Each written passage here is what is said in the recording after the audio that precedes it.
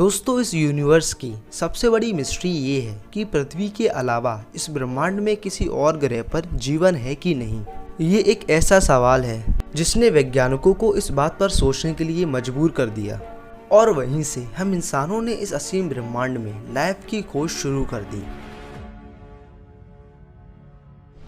हम अभी तक हजारों एक्सोप्लैनेट्स को खोज चुके हैं, जिसमें से सिर्फ कुछ ही पर जीवन के होने की संभावना है। लेकिन वो एक्सोप्लैनेट्स हमसे काफ़ी दूर हैं और आज की टेक्नोलॉजी से हम वहाँ पर जाने की सोच भी नहीं सकते। दोस्तों, सौरमंडल में पृथ्वी एकमात्र ऐसा ग्रह है जहाँ पर जीवन है। लेकिन क्या ये पूरी तरह सच है? क्योंकि हम अभी तक सौरमंडल को अच्छी तरह खोज नहीं पाए हैं, तो ये कहना सही नहीं होगा कि पृथ्वी एकमात्र जगह है जहाँ जीवन है। लेकिन दोस्तों, क्या होगा अगर मैं कहूँ कि हमने किसी दूसरे ग्रह पर कुछ ऐसी खोज की है जो वहाँ पर जीवन के होने के सबूत देती है। लेकिन दोस्तों, वो ग्रह कौन सा है, कहाँ है, जानने के लिए वीडियो को लास्ट तक ज़रूर देखना। 14 सितंबर 2020 को कार्डिफ यूनिवर्सिटी के जैन ग्रीफ और उनकी एस्ट्रोनॉमर्स की टीम ने वीनस यानी शुक्र ग्रह पर कुछ ऐसी खोज की जिसने वीनस जैसे ग्रह को सोलर सिस्टम के हैबिटेबल प्लैनेट की लिस्ट में डाल दिया, यानी कि एक ऐसा ग्रह जहाँ पर लाइफ की पॉसिबिलिटी हो सकती है। एस्ट्रोनॉमर्स ने शुक्र ग्रह पर फॉस्फीन गैस के होने का दावा किया है, जो वहां पर जीवन के होने के सबूत देती है।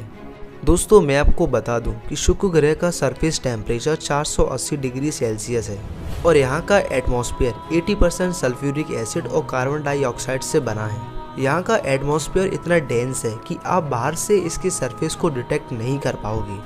मतलब सीधी बात यह है कि वीनस पर हम इंसान रह नहीं सकते। तो इसका मतलब ये नहीं है कि वीनस पर कोई नहीं रह सकता। दोस्तों, लाइफ किसी भी फॉर्म में एग्जिस्ट कर सकती है। जरूरी नहीं है कि किसी दूसरे ग्रह पर हम इंसानों जैसे ही प्राणी रहते हों। जैसे हम इंसान इस धरती पर ऑक्सीजन लेते हैं और कार्बन डाइऑक्साइड को रिलीज करते हैं, वैसे ही किसी दूसरे ग्रह पर एलियंस किसी दूसरी चीज का उपयोग करते होंगे।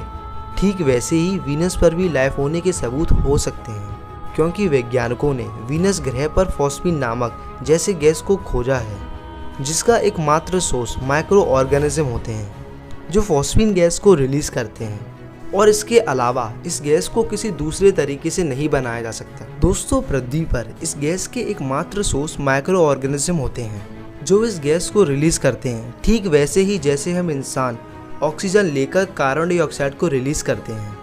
तो दोस्तों, इसका मतलब ये हो सकता है कि हम इस सौरमंडल में अकेले नहीं हैं और हमने किसी दूसरे ग्रह पर माइक्रो ऑर्गेनिज्म ही सही पर जीवन को खोज लिया है। हम इंसानों को अब तक सिर्फ मंगल, इंग्लेडियस और यूरोपा जैसे चंद्रमाओं पर लाइफ होने की पॉसिबिलिटी थी, लेकिन इस रिसर्च के बाद वीनस भी उस लिस्ट में शामिल हो गया है।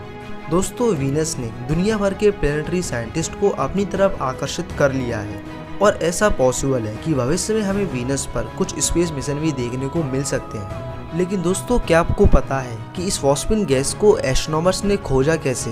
दोस्तों, एस्ट्रोनॉमर जैन ग्रीफ 14 सितंबर की रात को जेम्स क्लर्क मैक्सवेल टेलीस्कोप को टेस्ट कर रही थी। उन्होंने टेलीस्कोप को वीनस की ओर टर्न किया, लेकिन उन्हें क्या पता था कि वह जाने अनजाने में वीनस पर लाइफ की होने की पॉसिबिलिटी को खोज लेंगे। लेकिन दोस्तों, इस ग्रह पर लाइफ इतनी खास क्यों है?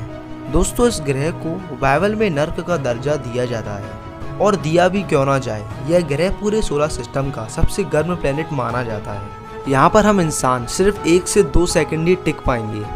इस ग्रह का एटमॉस्फेयर सल्फ्यूरिक एसिड से बना है, यानी इस ग्रह पर एसिड रेन होती है, जहाँ पर हम इंसानों को रहना बहुत मुश्किल है।